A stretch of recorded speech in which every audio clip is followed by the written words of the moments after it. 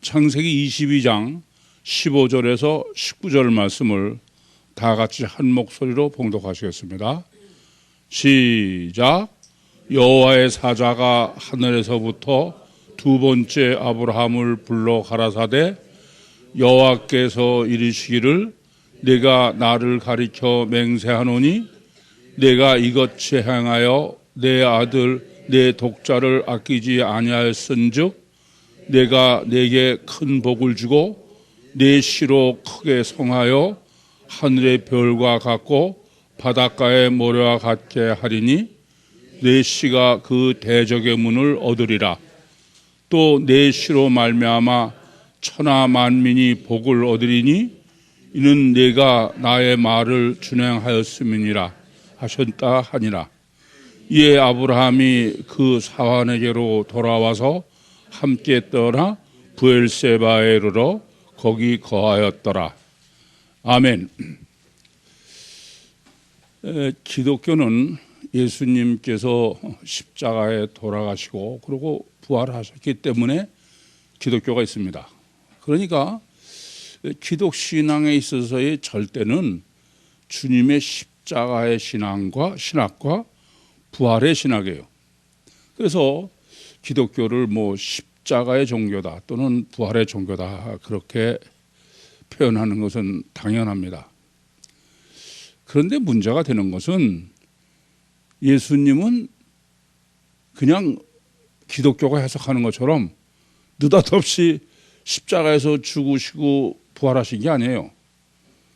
그건 구약에서부터 미리 다 계시하시고 그렇게 해서 십자가 신학을 다 정립하고 또 부활의 신학을 다 정립한 전제에서 주님의 십자가와 부활을 해석해야 하라는 거예요.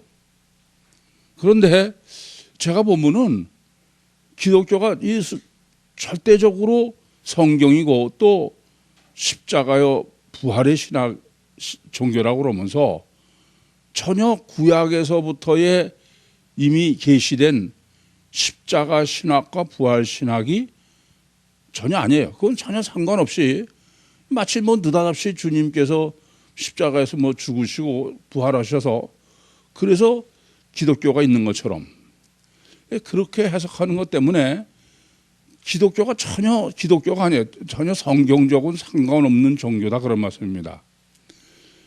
마찬가지로 그 기독 신앙을 이해하는데 아주 가장 중요한 요소 중에 하나가 주님을 늘 독생자라고 그러는 거예요. 요한복음 3장 16절에도 하나님이 세상을 이처럼 사랑하사 독생자를 주셨으니 헬라 원문은 모노스 기노마입니다. 유일한 탄생, 유일한 창조 그런 뜻이에요. 그런데 오늘 본문에서 보시는 대로 아브라함의 지금 이삭을 칭할 때는 독생자라고 칭하지 않아요. 뭐라고요? 독자, 외아들이다 이겁니다. 그러니까 독자라는 외아들이라는 말하고 독생자라는 말은 전혀 틀려요. 이게 구약서부터 이런 신학적 정립이 안 됐기 때문에 예수 부활을 논할 때 창세기 22장에서의 이삭의 번제와 또 이삭의 이제 죽이지 말라 그런 것은 부활을 보이도록 상징한 것이다라는 건 다 알지 않습니까? 근데 그것만 가지고 십자가 부활을 이해하니까 이건 다른 얘기가 되는 거예요. 그런데 정말 성경이 하나님의 말씀이라 그러면 창세기 지금 22장에서는 독자라고 그래. 외아들이에요.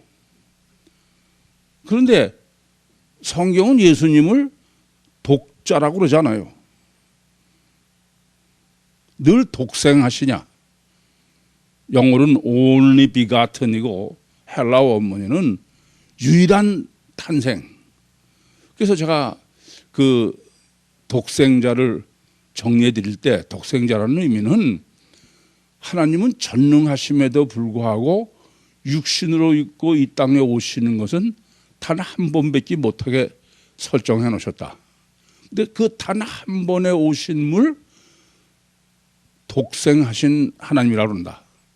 예, 독생하신 하나님. 하나님이 유일한 기회, 그 유일한 기회에 한 번 오신 것. 이게 독생하신 하나님의 뜻이다. 이렇게 정립해 드렸는데 이게 참 너무 어처구니가 없는 거는 아무리 제가 뭐 신학책이나 이런 걸 들춰봐도 아니 이 독생자의 신앙마저 없어요 전혀. 그러니까 독자와 독생자의 차이도 그냥 아무 의미가 없는 거야 그냥. 독생자도 독자로 해석하고. 그러나 마찬가지로 십자가 부활도 구약서부터 정립한 것을 신학적으로 정립해가지고서 십자가 부활의 신학을 정립해야 되는데 십자가 부활이 절대로 중요하다고 하면서도 그것은 구약적 정립이 전혀 되어 있지 않다 이런 말씀입니다. 구약에는 뭐 더 말할 거 없이 십자가와 부활은 처음부터 계시를 했어요 성경은. 근데 그 십자가와 부활의 신학이 정립돼 전혀 관심이 없으니까 그러니까 구약서부터 준비시킨 십자가와 부활의 신학이 전혀 없는 거예요. 그래 놓고선 주님의 십자가와 부활을 해석하려니까 바로 해석할 수가 없는 것이죠. 참 기독 신앙의 가장 본질이 전혀 잘못되어 있는 것입니다. 이 지금 창세기 22장은 이런 측면에서 기독 신앙의 가장 본질의 요소다. 다시 말씀드리면은 십자가와 부활의 신학을 기가 막히게 정립해 주기는 게 지금 창세기 22장이다. 그렇게 볼 수 있겠습니다. 그래서 먼저 십자가의 신학을 좀 다시 정리를 하도록 하겠습니다. 우선 그 구약서부터 십자가를 전제하지 않고는 성경을 이해하는 건 전혀 불가능합니다. 예컨대 하나님이 아브라함을 너의 본토 친척 아비 집에서 떠나라. 그건 우리는 그냥 간단하게 떠나니까 떠났다. 그건 아니에요. 엄청난 십자가입니다. 그렇지 않습니까? 자기가 평안히 다 살고 있던 데를 떠나서 그러니까 그것이 십자가로 보이질 않으니까 떠난다는 게 내가 지시할 땅으로 가라. 가나안으로 가라. 그 가나안으로 간다는 자체가 그냥 단순히 본토 친척 아집을 떠나서 옆에 있는 옥토로 가는 게 아니야. 이것은 보통 십자가를 강조하는 게 아닙니다. 그런데 그것을 십자가로 전혀 이해하지 않는 거야. 그냥 아브라함이 말씀에 뭐 순종했다든지 아브라함 믿음만 생각하는 겁니다. 이런 점이 심각한 문제죠. 그래서 성경은 그게 얼마나 십자가냐 그것을 강조하기 위해서 다른 측면에서는 아브라함이 그 육신의 생명 때문에 애굽으로 가지 않습니까? 그 말은 뭐냐면은 갈대아 우르 본토 치셔서 떠난 게 얼마나 십자가인지 알라 이거예요. 또 뭐 창세기 15장 1절부터 6절에 보면은 너의 자손이 하늘의 별과 같다. 그걸 믿었다. 그것만 강조하는 거야. 그 후에 브레스에서 또 갔다는 얘기는 이렇게 하나님이 이루신 신앙은 십자가 항상 전제된 거다. 그렇게 이해하셔야 됩니다. 그래서 고린도전서 10장 13절에도 그 십자가의 개념을 너희가 감당할 만한 고난 외에 시험 외에는 당한 시험이 없다. 그 말은 그게 십자가라는 게 편하고 행복하다는 거예요. 십자가죠. 고난이 십자가 아닙니까? 그래서 하나님은 네가 감당할 만하게 맞춤형으로 너의 수준에 맞게 자꾸 고난을 주신 것이다. 그런 말이 되죠. 아닌 게 아니라 아브라함의 이 십자가의 인생 역정, 뭐 철로 역정처럼 역정을 보면은 하나님은 아브라함의 신앙이 발전하는 대로 점점 더 큰 십자가를 지우시는 거야. 그래 이게 이해가 어렵죠. 우리는 뭐 신앙 믿음이 더 커지면은 그다음에는 전혀 십자가 없을 것 같은데 점점 더 커지는 거야. 그게 아주 최고도의 가장 힘든 십자가가 뭐예요? 지금 계속 강조하시는 거야. 네 사랑하는 독자를 번제로 드린 겁니다. 이러한 하나님이 왜 그러시냐 이거예요. 이것은 생각 안 하고 그냥 예수님이 뭐 십자가에 피 흘려서 우리를 구원하시고 그런 정말 육체 우선이요 가시와 결과만이 기준이요 철저히 이기적인 아담 후손의 믿음이 그냥 본능적 믿음이야. 그래서 지금 성경은 아브라함이 믿음이 자라는 만큼의 곧 맞게 맞춤형으로 고난을 주셨다. 그래서 바로 창세기 21장 끝 날 때 그 부엘세바에 에셀나무를 신고 여호와 이름을 불렀더라. 그리고 창세기 22장 지금 번제로 드리라는 말씀이 나오는 거예요. 그러니까 이렇게 하나님께서 믿음이 자란 만큼 점점 더 큰 십자가를 지으신다는 말씀은 십자가 자체가 저주의 축복이에요. 그건 축복이라는 걸 잊지 마셔야 돼. 하나님은 주시는 건 절대로 저주는 있을 수가 없어요. 그래서 이것이 십자가를 어떻게 내가 믿음으로 받아들이냐가 가장 어렵고 가장 중요한 신앙이야. 그래서 지난번에도 제가 그 YTN에서 와가지고 우리 뭐 예배 드리는 걸 마스크도 안 쓰고 그냥 또박또박 뭐 끼어 앉아가지고 창문도 닫아놓고 예배 드렸다. 저는 그건 절대로 하나님의 역사지 아니다. 그게 뭐 저것들이 뭐 전혀 아니에요. 그래서는 하나님 믿는 게 아닙니다. 왜 십자가 필연이냐? 이 점을 생각하셔야 돼요. 인간은 전부 아담 후손이에요. 육체 우선적이고 가시와 결과만이 절대요. 자기중심적이고 마귀의 기름 부음 받은 본능을 가지고 그렇게 인간입니다. 그렇기 때문에 하나님은 이것이 먼저 죽어야 돼. 조건이 부서져야 돼. 그러니까 십자가는 목적이 십자가 자체가 아니에요. 이게 십자가를 바로 이해 못하면은 그건 부활의 축복을 못 받는 거야. 그러니까 이게 가장 어렵고 가장 중요한 거예요. 그래서 하나님께서는 이 가나안으로 갈 때로서 꺼내내시고 것이 십자가다. 그것이 계속 하나님 말씀하셔. 내가 너로 큰 민족을 이루고 복을 주겠다. 그러니까 그때는 이제 아브라함 믿음이 없을 때죠. 미리 결과를 얘기했지만 갈수록 안 그래. 이삭을 번제로 드리라고 그랬을 때 너 이삭 번제로 드리라고 하면 내가 도로 살려줄게. 그건 내가 실제로 죽이는 게 아니고 그렇지 않잖아요. 믿음이 자라는 만큼이에요. 그래서 창세기 15장에서도 13절에서 16절에 해석할 때 그때부터 달라야 돼. 뭐냐면은 내 씨가 이방에 객이 돼서 종이로 해서 400년, 4대 1로 400년 있겠다. 그러면 그거를 이거 하나님은 지금 이 십자가로 축복을 하시려고 하는구나. 그렇게 해석해야 되는데 다 추석을 여러분 지난번에도 말씀드렸죠. 정말 웃겨.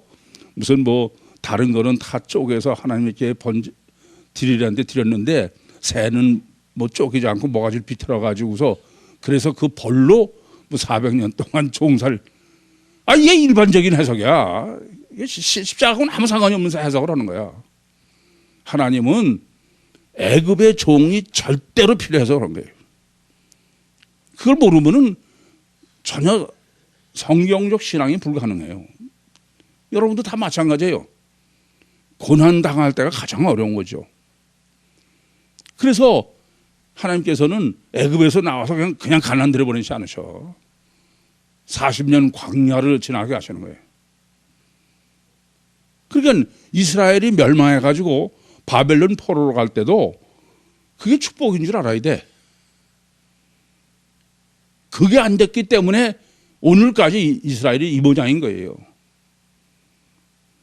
이건 좀 깊이 생각해야 될 문제입니다. 하나님은 전지전능하세요.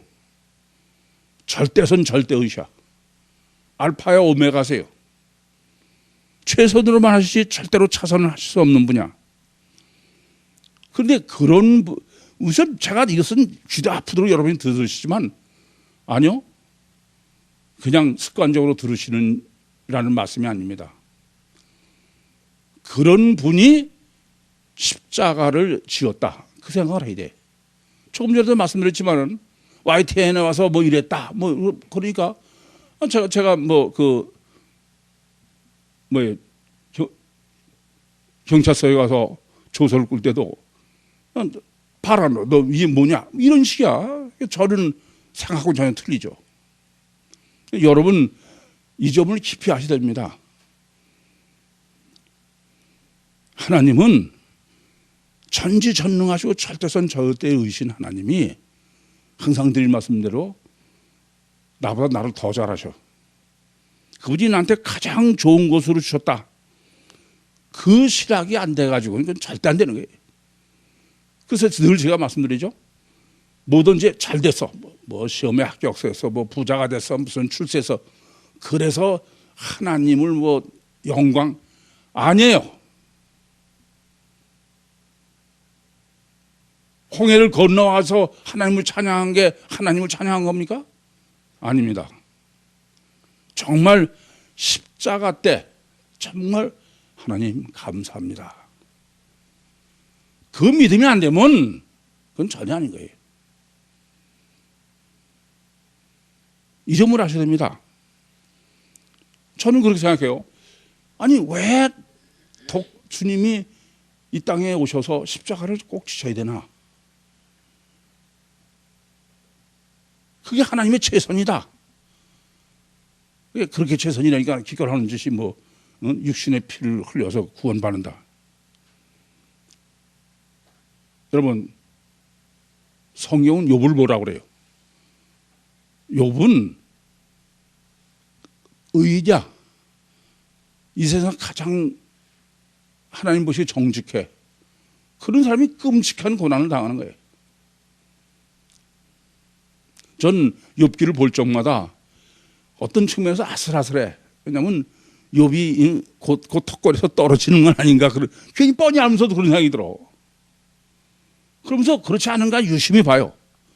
근데 항상 그 선은 그 밑으로는 안 내려가더라고요. 그게 욥의 신앙이야. 결과적으로는 욥한테 어떻게 해석해야 됩니까? 가장 동방의 의인이지만은 절대로 욥에게 그 고난이 필요해야 되는 거예요. 그래서 제가 그렇게 말씀드리죠. 욥이 육체적이거나 그런 고난만 가지고는 안 돼. 그래서 친구 셋이 아주 그냥 죽어가는 사람을 발뒤꿈치로 비벼버리는 거예요. 그냥. 욥의 믿음만큼 신앙만큼. 그래서 제가 목회하고 놀이학교도 제가 끌어가는 거고는 엄마들이나 여러분 너무 틀려. 저는 엄마들이나 특히 할머니들은 이해 못 하시는데 저는 되도록이면 실패하게 하라고 해요. 실패하지면 안 된다. 실패를 해야 생각을 해. 실패를 두려워하지 마라. 더군다나 하나님을 믿는데. 그러니까 이제는 저희 교회의 뭐 놀이학교 애들이 학교 등교하는 게 아침 6시 전에 집에서 나와서 그냥 그렇게 다니는, 그게 아무래도 이제는 그게 아무렇지도 않아, 그냥. 근데 다른 사람이 들으면 너무 어처구니 없잖아요. 저는 항상 판단이 그렇습니다. 그 애들에 대해서도 이렇게 어떻게 하냐 그러면 놔둬라. 실패하게 놔둬라.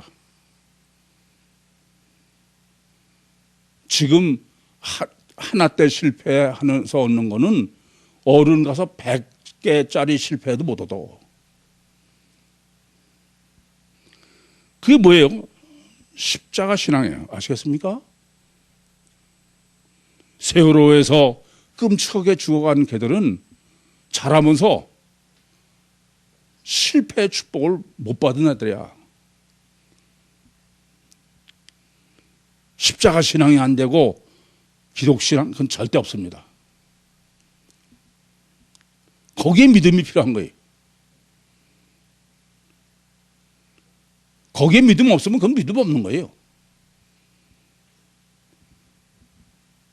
그래서 제가 여러분들은 코로나가 더 두려웠습니까? 하나님이 더 두려웠습니까?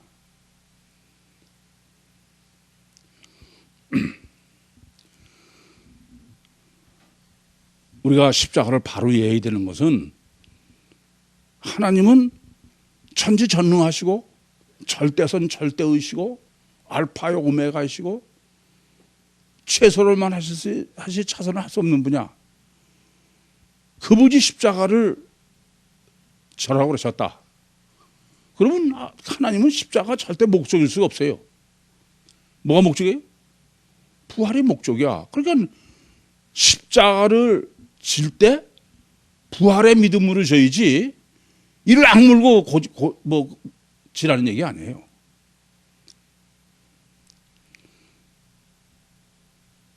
그 점을 하셔야 돼. 고난 자체가 아니다 이겁니다. 제가 아마 창세기 22장의 아브라함도 하나님이 이삭을 번제로 드려라. 그걸 다 이해할 수 있진 못해. 그러나 최소한도 그 믿음은 있었을 거라고 저는 생각해요.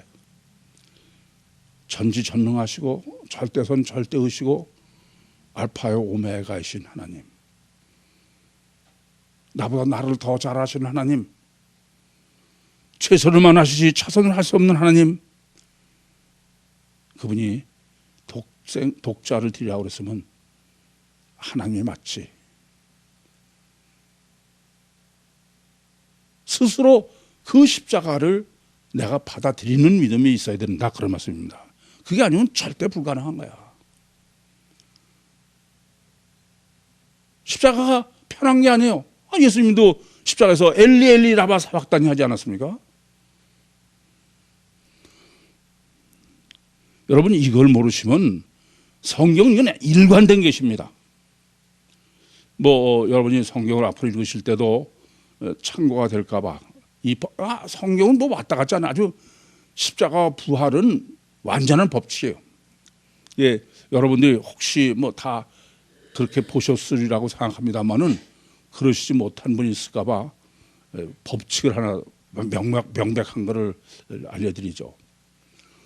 마가복음 10장 17절에부터 22절에 부자 청년 얘기가 나오는데 그 부자 청년의 마지막에 주님께서 너희 있는 것을 다 팔아 가난 주고 나를 쫓아라. 그런데 못했습니다. 그래서 중요한 게 있어요. 우리는 팔아서 가난자 주는 그걸 목적으로 생각하는 거야. 십자가가 목적이다 이거야. 아니에요. 주님을 쫓는 게 목적이야. 주님을 쫓는 데는 십자가 절대야. 왜요? 주님과는 육적 관계가 아니야. 영적 관계지.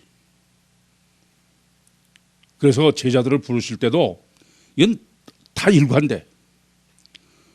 베드로와 안드레 또는 야고보와 요한을 다 부를 때도 처음에 부르면은 항상 뭐라고 기록하느냐? 예수님이 부르니까 예수님을 쫓았다고 기록하지 않아요. 그건 전혀 아니에요. 항상 야고보를 부를 때도 대표적인데 자기 세배대 아버지고 배고 다 버리고 쫓은 게 항상 십자가와 부활이에요. 이해되십니까? 그래 예수님이 쫓는 것을 거절하는 사람은 어떤 사람이냐? 십자가가 없는 사람이야.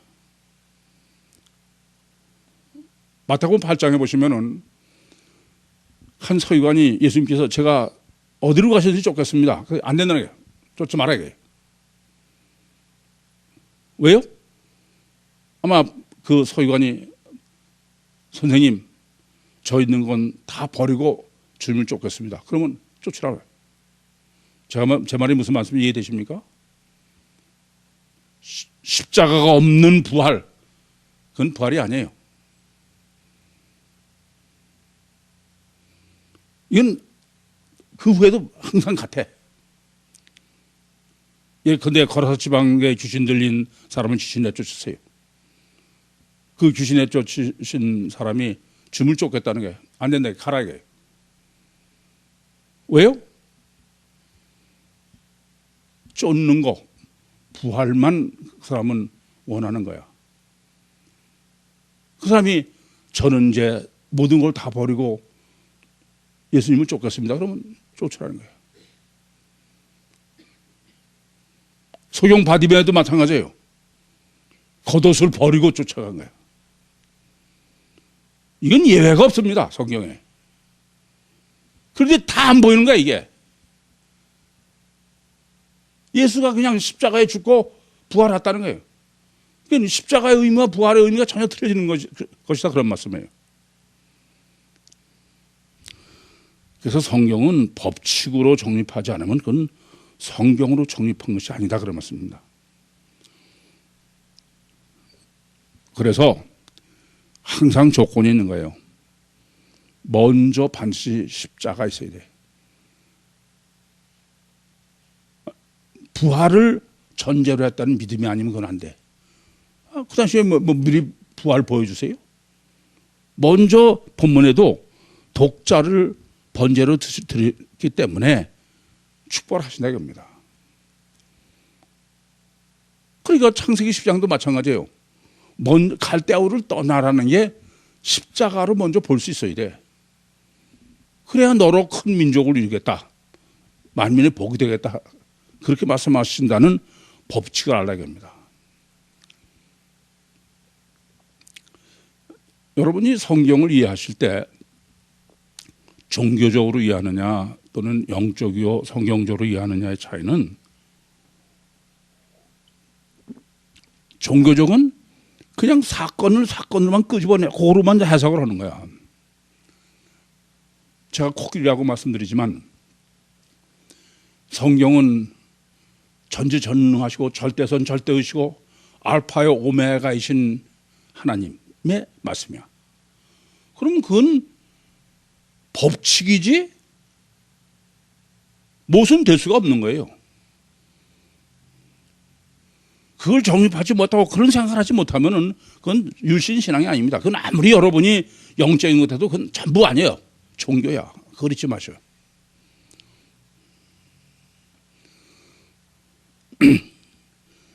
그래서 항상 창세기 12장의 축복도 전제 조건이 뭐냐면은 십자가다.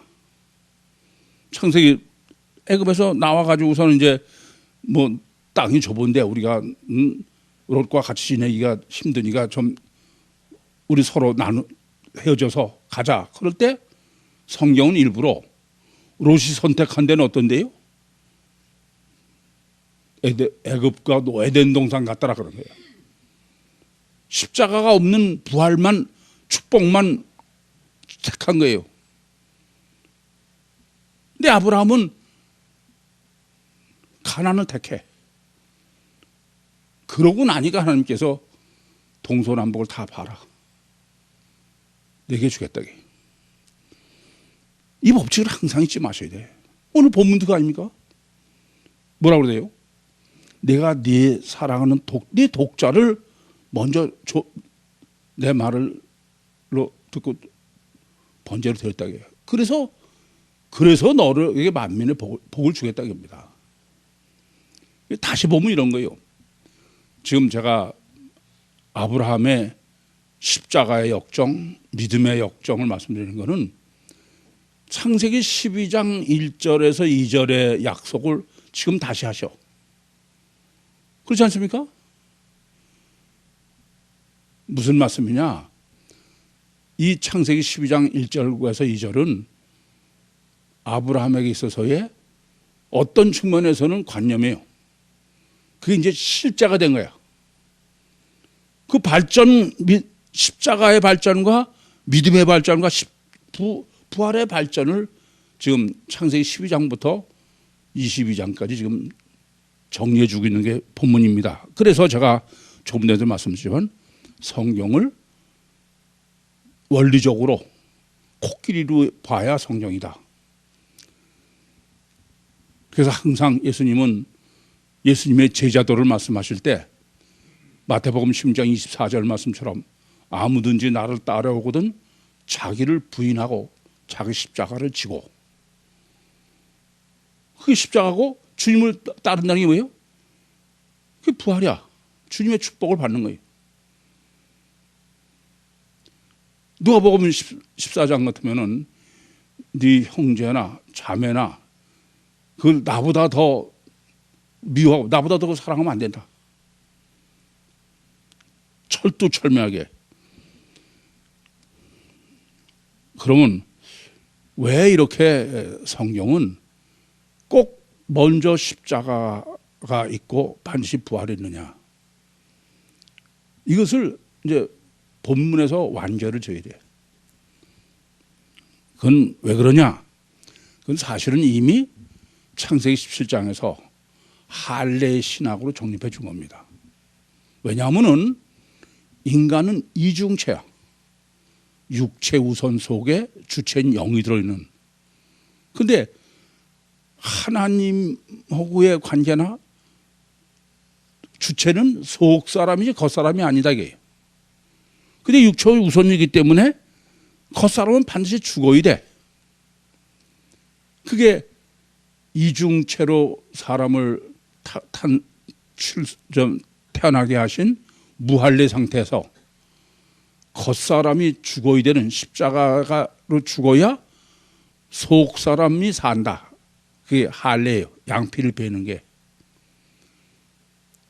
우리가 하나님의 모든 법칙의 근본은 어디냐면은 인간이 이중체고 육체 우선이고 주체는 육체가 아니고 속 사람이기 때문에 이게 속 사람인 주체가 살고 능력으로 역사를 하려면은 그거는 겉사람을 할례로 해서 제시한 것처럼 베어버리고 죽어야 된다고 합니다.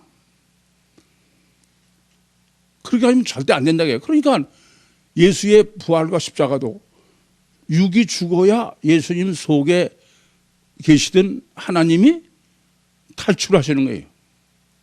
그게 부활인데 이 할례 신학도 십자가 부활 신학도 구약서부터 정립이 안 되니까 뭐 죽었다 살았다 단일체로 그런 한심한 신학이 기독교 신학이고 유신 종교의 신학이 된 것입니다.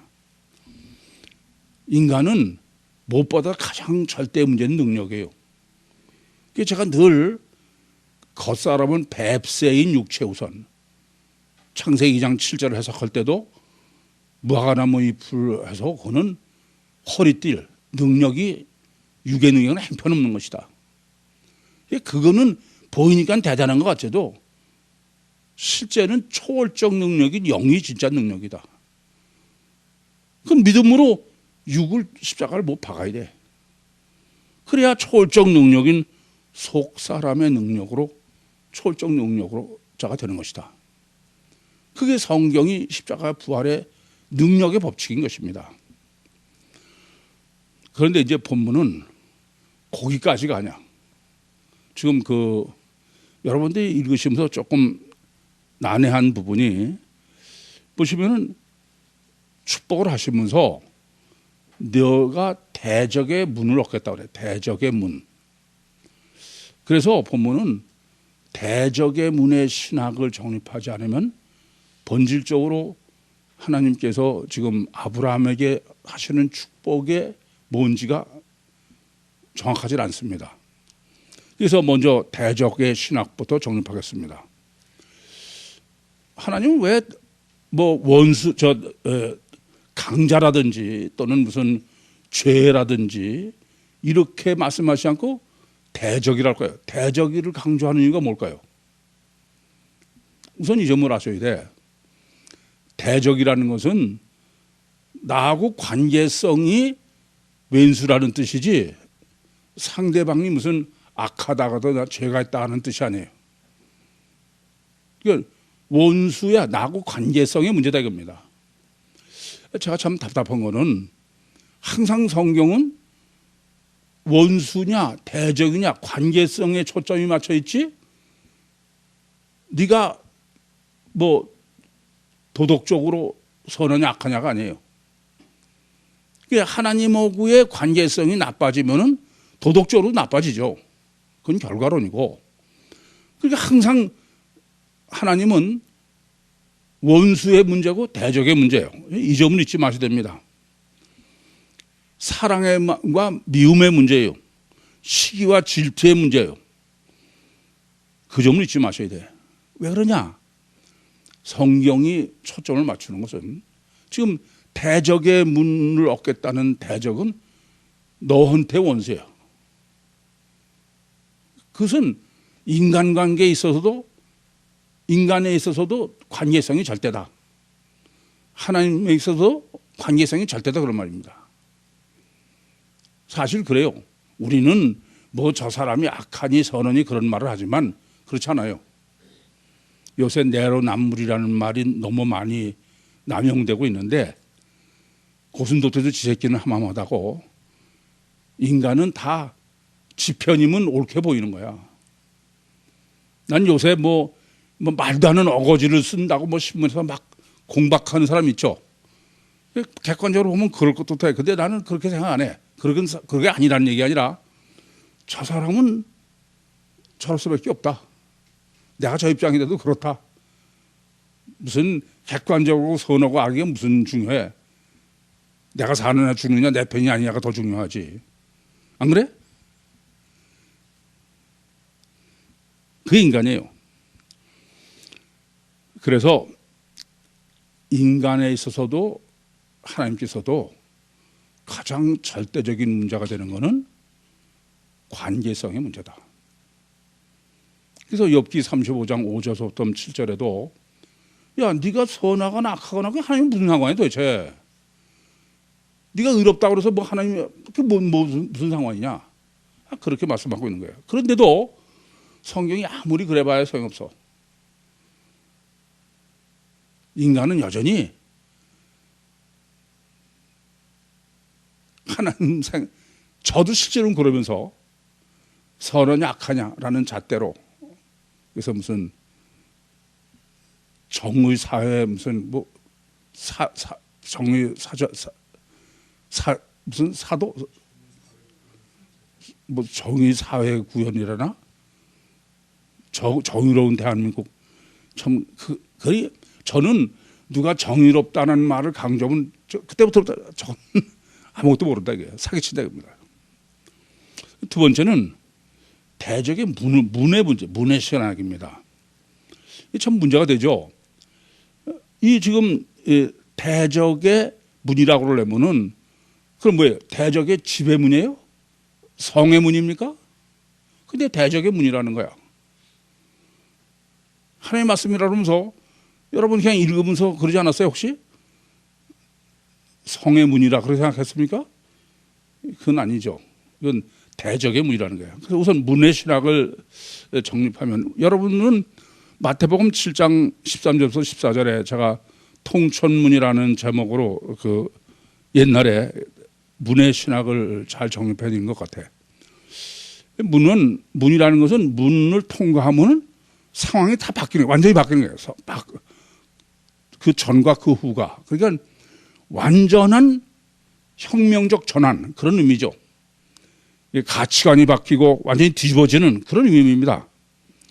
그러면서 동시에 이것은 문을 통해 들어가잖아요.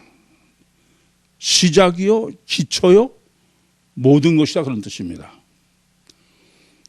그래서 그 성경을 보시면은 왜 홍해 사건이 그렇게 중요하냐? 홍해는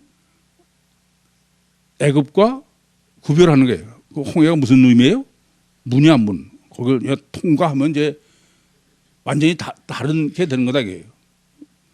그래서 마태복음 7장 13절도 14절에도 생명으로 쪽에는 문이 있다고 그랬어요. 문을 지나가느냐 아니냐. 문이 너무 협착하다 그랬죠. 협착하다. 완전한 가치관이 뒤집어지는 거야. 딴 사람이 되는 거예요. 고린도후서 5장 17절로 하면은 보라 옛사람은 지나갔으니 새 사람이 되었다. 이제 다음 주에 또 11월 영성 세미나를 인도하게 되겠습니다만은 여러분도 다 마찬가지야. 제가 아주 그냥 참 펄펄 뛰는 거는 영성 세미나라는 것은 가치까지 뒤집어져야 되는 거예요. 지금까지 우리는 아담 후손이라 결과 기준의 가치관을 갖고 있던 것을 원인 기준으로 뒤집어져야 돼. 그렇지 않으면 그건 아무 의미가 없는 거야. 그래서 여러분이 늘 아시는 대로 내 생명운동만도 그래. 우리 몸의 건강을 해서 운동을 하려면 36,500가지를 해도 안 돼. 근데 원인 운동은 하나만 오면 돼, 하나만. 그 가치관이 뒤집어지기 전에는 그건 뭐 아무리 교회 몇십 년 다해도 소용없어. 그건. 그게 원인론이어야 법칙이죠. 결과로는 법칙이 아니에요. 케이스 바이 케이스지. 그러면서 지금 대적의 문이라는 것입니다. 그럼 가장 대적은 뭐예요? 마귀야, 마귀. 이제 대적의 문을 얻겠다는 거예요. 무슨 말씀입니까? 마귀를 진멸하고 원죄에서 구원받고 그런 얘기예요. 그러니까 대적의 문의 신학은 다른 게 아니에요. 건물의 문이 아니야. 심령의 문이에요. 심령의 근본이에요. 그래서 지금까지는 이것은 이제 이걸 지금까지 정립한 여러분만 알 수 있는 얘기입니다만은 아담 후손으로 창세기 여기까지 전개하면서 원죄를 범한 그 근본이 뒤집어지는 거예요. 그것을 시의 신학으로 지금 정립해 주고 있어요. 이 시의 신학을 이미 정립해 드렸습니다만은 지금 아브라함한테 내 씨다. 왜 자손이라는 꼭 씨라고 그러냐? 우선 그 17절부터 19절의 이 시의 신학은 그 히브리어로는 제라크라는 시가 제라크라는 단어인데 그 헬라어로는 스페르마입니다. 그건 그냥 우리가 아는 벽시 이런 시예요. 종자입니다. 그 시죠. 그런 데서 물론 번역상은 자손 이렇게 번역합니다만은 그것은 의역입니다. 원칙적으로는 이 제라크라는 단어는 시예요. 우리가 벽신이 그런 시 알지 않습니까? 그러면 사람의 씨는 뭐냐? 그거는 물리적으로는 그냥 아브라함의 정자라는 거예요. 아브라함 자손이 아니고 그런 의미죠. 그러면서 본문은 아브라함의 씨지 이삭의 씨가 아니야. 아니 아브라함의 씨 같으면 아브라함에서 이삭을 거쳐나서 결국 이삭의 씨가 되는데 본문은 아브라함의 씨라고 그래요. 그것은 뭘 강조하냐면 이건 지금 제가 그냥 짧게 정리하고서 넘어가는 거는 그 전에 할례를 신학을 정립할 때 이건 다 정립해 드렸죠. 그래서 짧게만 정립해 드리는 것입니다. 그것은 그 아브라함을 강조하는 것은 이삭은 신인 메시아를 의미해. 그런데 아브라함은 그렇게 보면은 성부 하나님이죠. 하나님의 씨다 그럼 뭐를 의미하냐? 뭘 생각할 수 있냐면은 성령, 하나님의 성령이다. 그렇게 정리를 하고서 지금 이 아브라함의 씨 신학을 정립하라는 거예요. 그러면 무슨 얘기가 되느냐? 결국 구원은 만민의 복을 주는 것은 하나님이면서 삼일체론이죠. 물론 이것은 그것은 성육신하신 신인 메시아의 씨인데 그 성육신하신 신인 메시아의 씨는 육체의 씨의 정자가 아니다. 지금 그냥 이삭의 씨라고 그러면 육체의 신인 메시아의 육체의 씨가 돼. 그래서 일부러 아브라함의 씨다 그러면 성부의 씨가 되니까 성부의 씨는 사람일 수가 없죠. 성령인데, 그런데 그 실제로 이삭은 성신하신 신인 메시아의 예표니까 신인 메시아의 씨는 성부의 씨가 성령인 것처럼 예수님의 씨는 뭐예요?